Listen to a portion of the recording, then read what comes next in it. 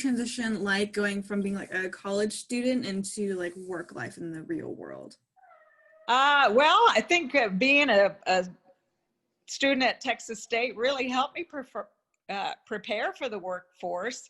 While I was a senior there, I had an internship at WOAI radio in San Antonio, and they actually put me on the air. I was actually paid reporter. I mean, I didn't get paid much, but I did do that for a semester. And then I am from Harlingen, the Rio Grande Valley. And so my mother wasn't very involved with the Chamber of Commerce and therefore knew business people in our little small town. And there was a TV station there, and she told the station manager about me and that I was majoring in journalism and I was interested in TV career. So I got an internship there for the last, that was like the summer of my junior year and through my senior year. And they offered to, at the end of those 2 years or a year and a half, they offered me a job. So as did WOAI, but I went with the TV job. So that's, I'd say it prepared me very well.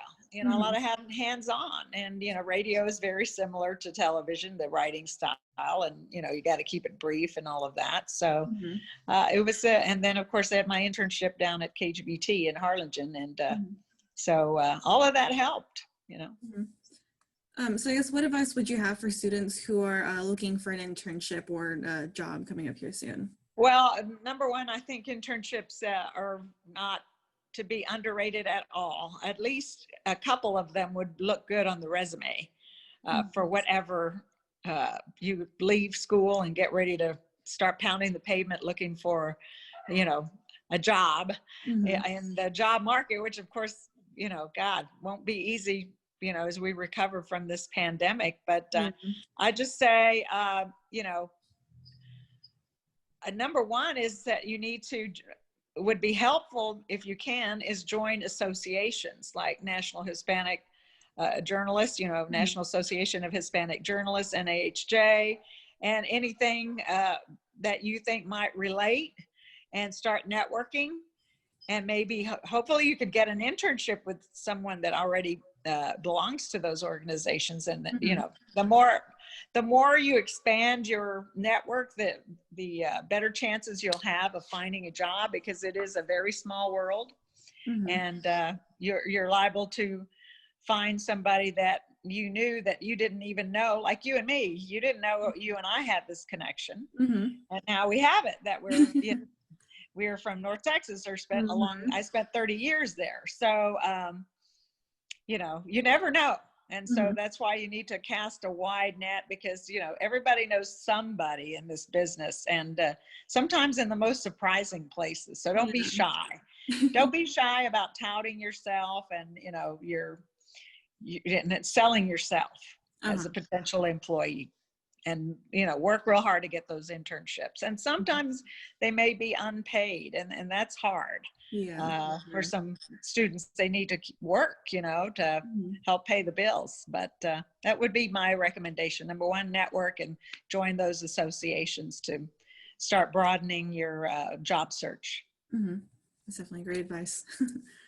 I guess, what types of challenges did you come across during your career that you weren't expecting?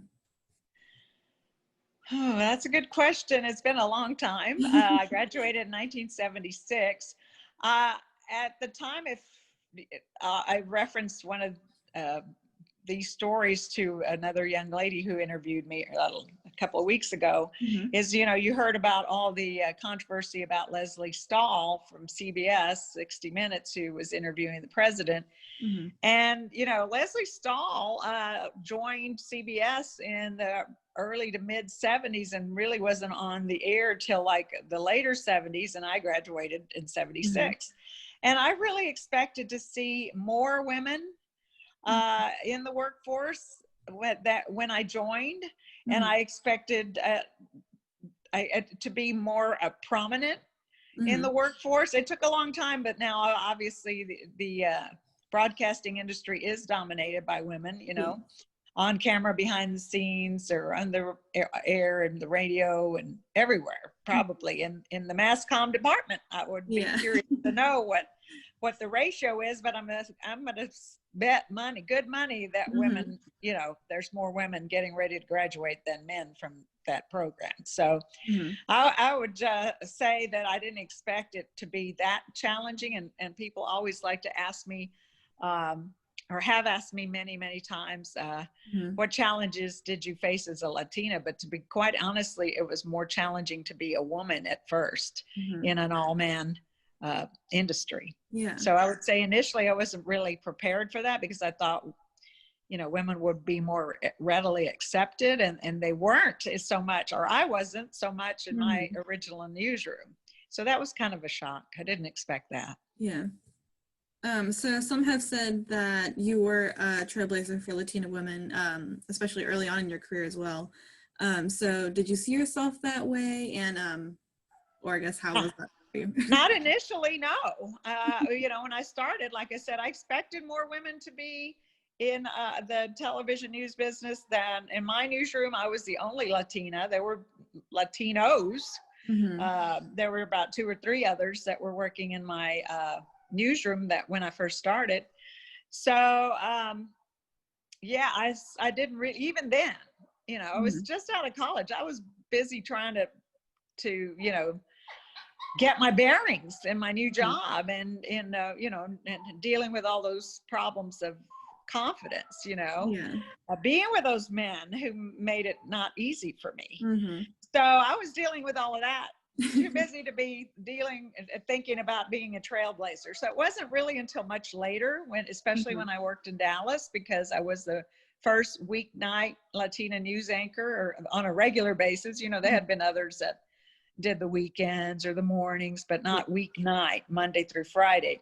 So it started to dawn on me that I was blazing a trail there for Latinas in particular. But so early on, I felt like that if I didn't succeed, that maybe the next Latina or Latino wouldn't have it as well. You know what I mean? It'd be a bigger challenge for them. So it came to my realization that I better succeed, because that would pave the way for others. Yeah. All right. So for college students, is there one single skill that you recommend them fine-tuning before they graduate? And we're talking about Mass Comm students in general, or journalism, or broadcasting, or what Mass skill Comm would you students. say? What? All Mass Comm students? Yes. What skill? Well, number one, if you're going to write, you better be pretty good at it. And, you know, I never thought of myself as a great writer, but, you know, it's funny. We talked about this last week, and then I held on to my Elements of Style booklet for years. And that is still good practice. You know, it's still applicable today, you know, and so number one, be a good writer. But I think also, you need to be kind of a people person, because you want to be, you're going to be interviewing people. You can't be too terribly shy. You're going to be asking people personal questions and following people, and, you know, putting people in uncomfortable positions. So it's really your job to kind of soothe their fears. It's not natural to be interviewed on television and or interviewed. You don't have to be interviewed if you don't want. And I think a lot of people don't even think about that. They think, oh, they asked me for an interview, I better do it, you know. So, you know, it's your job to make people feel comfortable. And if you're a people person, that's all the more easier. So what does being a Distinguished Alumni of Texas State mean to you? Wow. Well, it's a beautiful honor. It's, you know, I have tried to be a good Bobcat.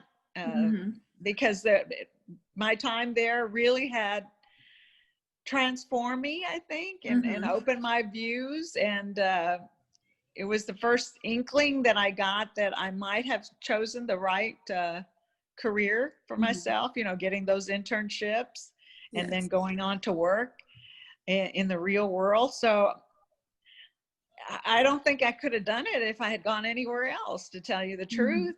You know, it was small enough that I felt like, you know, I fit in there. You know, now it's pretty big, you know. Definitely. And I did not want to go to UT because of that. And I, you know, everybody looks to UT, you know, they want to go to UT, but I thought, no, it's too big. I'll get lost. I'm from a small town. Mm-hmm. You know, I visited the campus and I felt comfortable. It is, I think, the most beautiful campus in the state. And so it was a good fit for me, just the right size. And I got that personal attention, you know, where I was able to get those internships. And boy, I have no regrets. So it helped me pave the way to the future,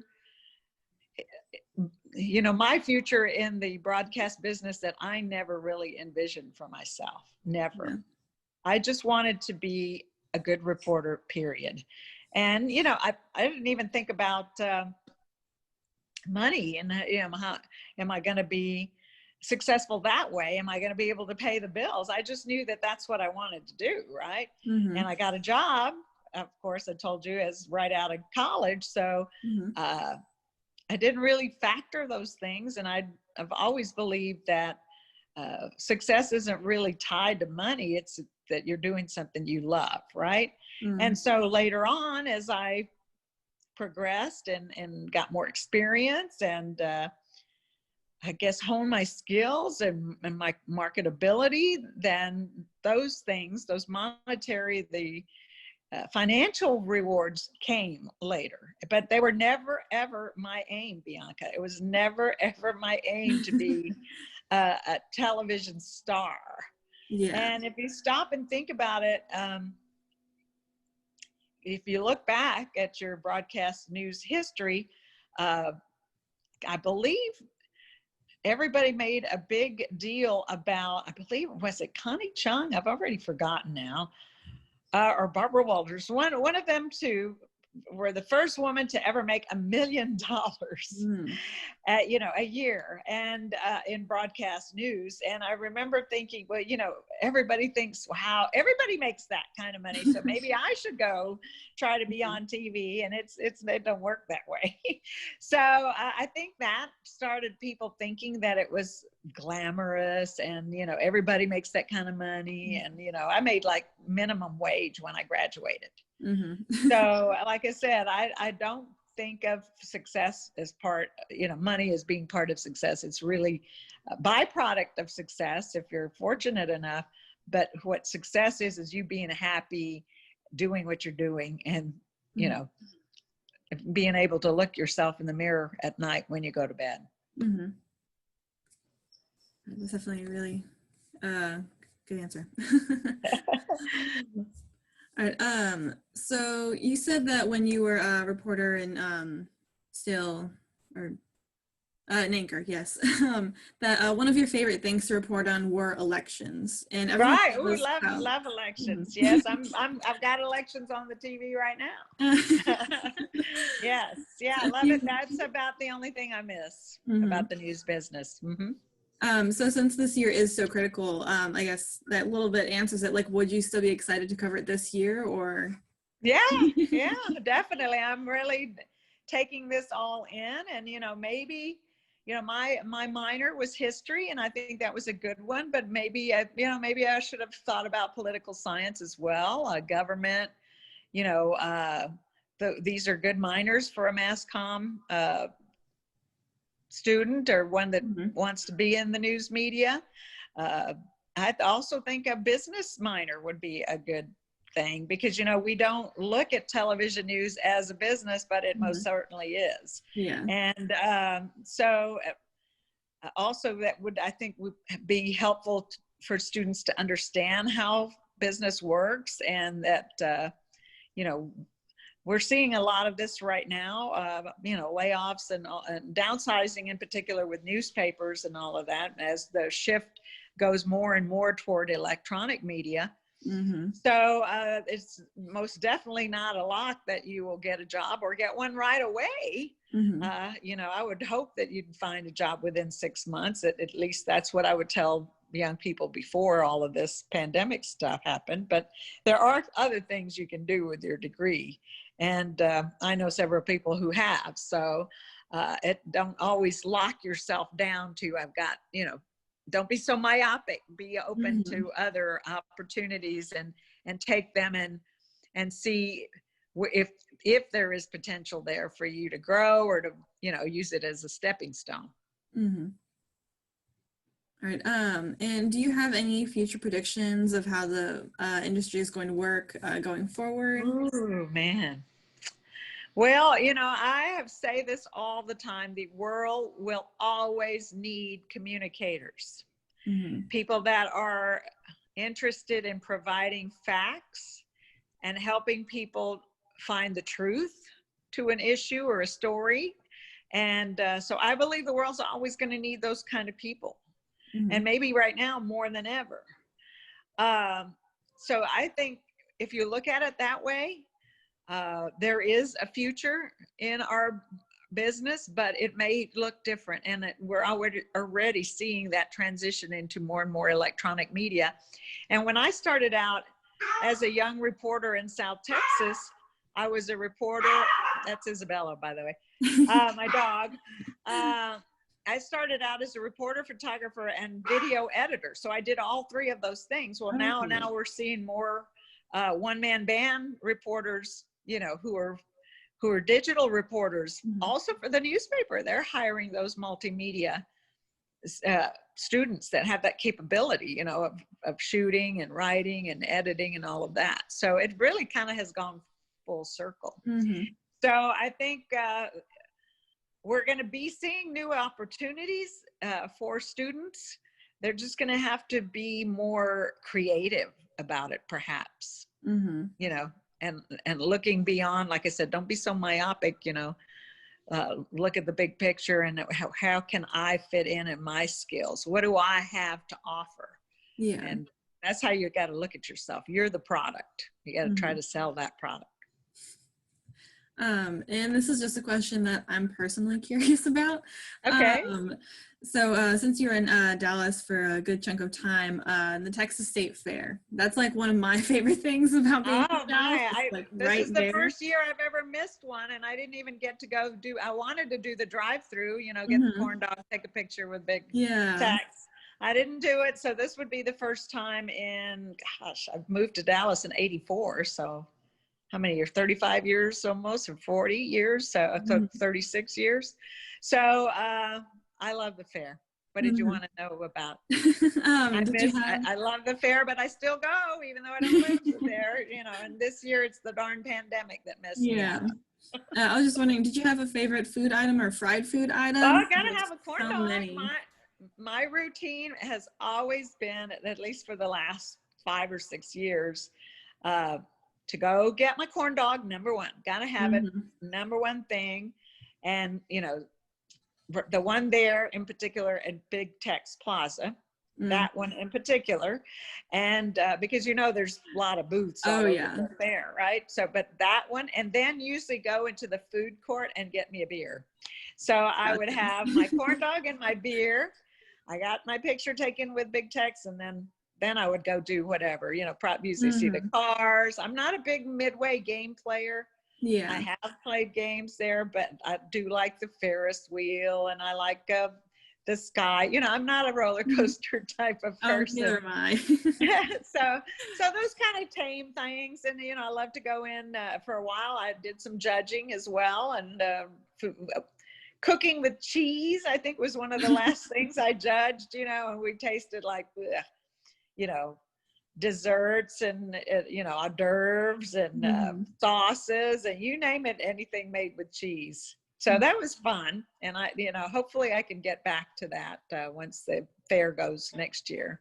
I think it'll probably be bigger and better because it'll be welcome. People are going to be starved for the fair. Oh yeah, I'm really something excited to have fun with, right? All right. Well, that's about all I have. Okay. So I thank you for setting some time to do this, even everything crazy going on right now. It is a crazy world we're living in, Bianca. You just try to keep your feet on the ground and focus on yourself and your future. And I tell young people, this is your time to be selfish.